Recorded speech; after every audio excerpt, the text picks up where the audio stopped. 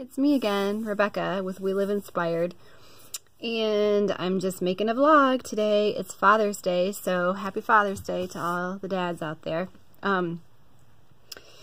I am making an update video. I haven't done a vlog for a while about the bird, and I am working on the latest video, so I do have another one that I hope to get done by tonight. But yeah, so there's some news and updates. One of the things that I wanted to talk about is that I have decided to keep Trooper. I know some people had questions about, was I going to release him into the wild, and or was I going to keep him as a pet? And I really struggled with the decision, to be honest with you, because it's a lot of work taking care of a bird. And as you can imagine, I mean, I have several pets. I have a pug and I have 2 cats. But we have a large house, so as far as people having questions about the cats or the dog getting to the bird is going to have a room all of its own, so it won't be a problem. But it's just a lot of care having a bird, and of course the bird likes to fly, and so part of me wanted to release it into the wild. But this past week I talked to the wildlife rehab center again with the woman Louise that I've been talking about, and I explained to her, you know, the status of Trooper and Trooper is a she, by the way. That's another announcement on a side note. But so I explained to Louise how she's doing, and she was asking me about, you know, taking her outdoors and whatnot. We talked about that, and the thing is, like, the wildlife rehab lady, she rehabs a lot of birds together, so they get to be around other birds and they learn a lot more, and they don't become as imprinted on the humans, and so they can be released into the wild without as many problems. I want to do what's in the best interest of our Sparrow, and while I could release Trooper into the wild, the more I've thought about it, I mean, we do live near the woods. We have foxes in our neighborhood that I see from time to time. We have feral cats around here. Of course, you would know that from watching my feral cat videos. And Louise said, you know, because the bird is tame, the bird has imprinted on me, so she's used to me. She's very tame. In fact, she's flying around the room right now. I've let her out of her box for now, so it's possible she could come land on my head or my shoulder while we're talking, because that's something that she frequently does. But anyway, because she's tame, I mean, I could release her outside and she could end up going to other humans for food, and she could land on them and freak them out possibly, Louise said. So she would be at a greater risk. Even when it comes winter, we have harsh winters here in Michigan, so she could end up, I don't know how the migration would go for her and how surviving in the winter would go. So she has a better chance of survival and of living a longer life if I keep her as a pet. So we have made that decision to do that. I have a home studio here. I'm an artist and a writer, among other things. I have my own home business, so for people that don't know that part of who I am, I have a spare room that is my home office / art studio that I've been working on fixing up this past year. And that's the perfect place for her because the cats don't go in there. I can shut the door and it's shut off, but it gets a lot of light. So what I did is I just ordered like a huge cage from Amazon. It's 65 inches tall. And I'm going to put, you know, real sticks and twigs and things like that in there that the bird will like. And she's going to stay in there. And it's a flying cage, so she'll have enough room. She's a tiny bird. She'll have plenty of room to perch and fly around and hop around in her cage. And then I'll occasionally let her out to, you know, because she likes attention. So I'll occasionally let her out to fly around the art room and to hold her and cuddle her and things like that, like I've been doing. She So let's see, I'm trying to think of other updates with her. And I'm a little bit behind on videos, so yeah, she is flying around now. But in the videos that I've posted on YouTube, I haven't gotten quite to that point in the video posting yet where you can see her flying. But she's like a month old now, so... and it is a she. And I asked Louise if there was any possibility it's a male, because I thought maybe her coloring could change. But at this state, she's pretty much all buff colored. And when they are a male, they start to develop like a little black feathering, like a little ruff around their neck that's got black feathers. So, and their beak turns black too, I think, if it's a male, which her beak is not. Her beak is just becoming like a buff, like a beige color. So it's almost certain that Trooper is a girl. You might even hear her chirping in the background. She makes a lot of noise now. Oh, let's see, other updates. I'm trying to think. So, as far as her diet, she is starting to wean off of the cat food. She was eating a diet of dry cat food that had been soaked in water, along with, let's see, what else was I feeding her? Oh, some hard-boiled eggs for protein and things like that.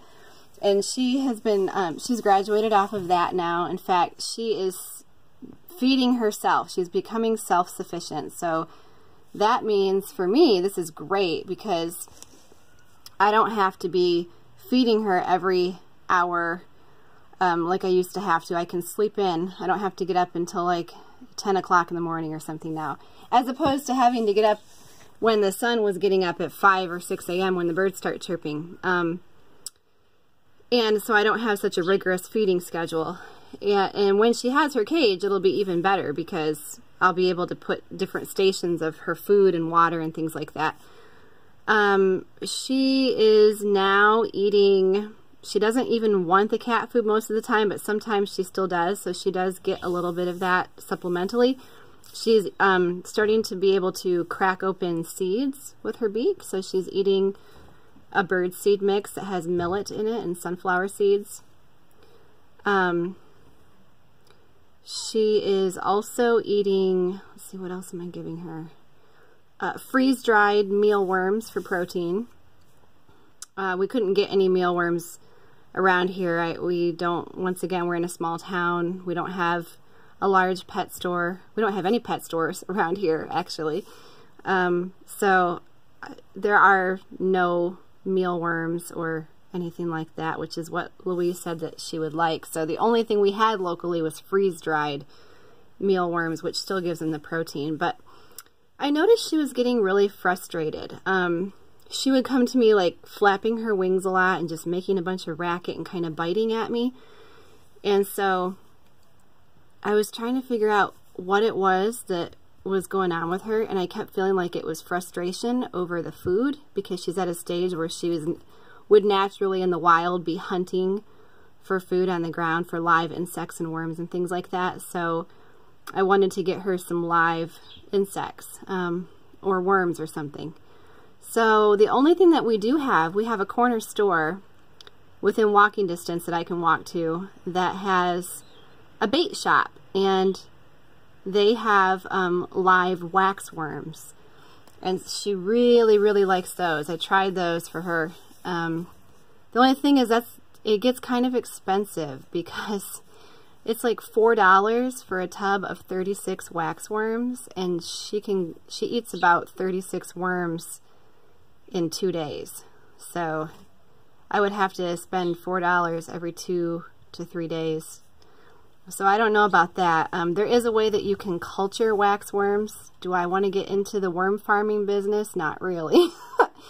But it is going to be really expensive. I mean, I don't know, unless my videos are become more popular and I get extra money from my YouTube channel. It's going to be expensive to feed her live worms if I have to spend $4 every 2 days.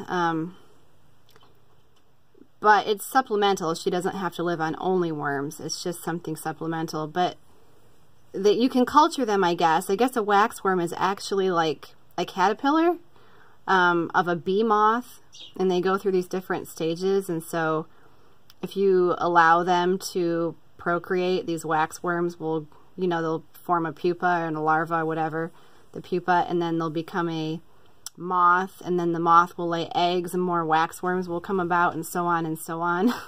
It's the same with mealworms. A mealworm is like the larva of a beetle, I guess, and it's the same thing. You can let them, actually, if you don't keep them refrigerated with either one of these things, over time they will start their cycle of transforming into the beetle or the moth, and then laying eggs, and so on and so on and so on. So that would be a really cheap way, if I didn't want to have to buy worms ever again, for me to do that. But I love nature. I'm a total nature girl. Am I a bug-loving nature girl? No. I am not into the creepy crawly things. You know, I love animals and birds and cats and things like that. Do I love the creepy crawlies? No. Can I see myself farming worms? You know, and keeping these in my refrigerator and having them go through all the stages to become the moth and lay the eggs, or the beetle and lay the eggs. Sounds pretty gross to me, to be honest. Sounds like a lot of work and like something that I don't really want to do. So we'll see on that, because it could get expensive. Where was I? I got interrupted and had to pause there for a second because my husband came in here with the pug, and yeah, the bird's out, so we had to take care of that. Anyway, let me see. What was I saying? What was I talking about? I was talking about mealworm farming and how I don't want to grow worms. And the cost. Yeah, the cost was going to be, it's like $4 every 2 days or 3 days. But anyway, since we've been giving her these waxworms, she does act really happy. That's definitely what, you know, what she needed and wanted, was these worms. So, it's a good thing. I'll take some video of her eating them. It's funny, but she sucks them right down. But at first she had a hard time knowing how to eat them. But she took to it pretty quickly, and that seems to satisfy her natural urge to hunt for insects and to eat something live.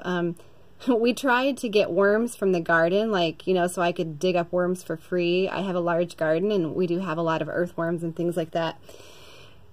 Well, I tried that, and let's just say that didn't go too well. She was terrified of the worms, the big worms from the garden. I don't know why, but every time I would bring one toward her, and of course, a mealworm is like yay long. It's, you know, no longer than the first joint of my finger. Earthworms are long, like this. And even though I was getting the red worms that were smaller and thinner, I would hold one up to her, and she would like hop away and fly off, and every time I'd come at her with the worms, she'd fly away like she was really scared. So weird, I know, but the bird is scared of bigger worms. So it looks like we're kind of stuck with having to do the wax worms or the mealworms. So that's where we're at. That's where we're at with the bird. Trying to think if there's any more updates.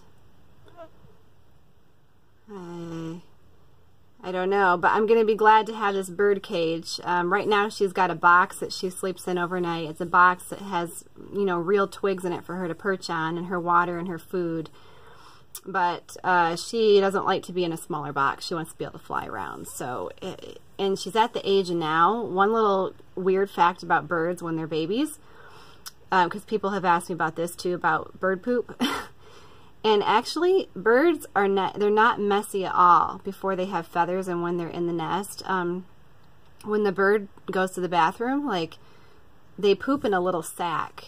And I guess they do this in nature to make the mother bird, so it's easier for her to keep the nest clean, because she has multiple baby birds in the nest. So they come in, like, they poop out this little poop in a pouch, and all you have to do is like pick it up and toss it out, and really easy to keep it clean. Didn't have a problem with poop anywhere. Now that she's flying around, it is becoming a problem, and she's only in the garden room, in this one, which is like our 3-season room right off of the garden. She has this garden view of all the other birds and flowers and sunshine, so she likes it out here. But it's really time for us to get a cage so that I don't have to worry about messes, so that she has like somewhere happier to be. when she's, you know, put away for the night or whatever.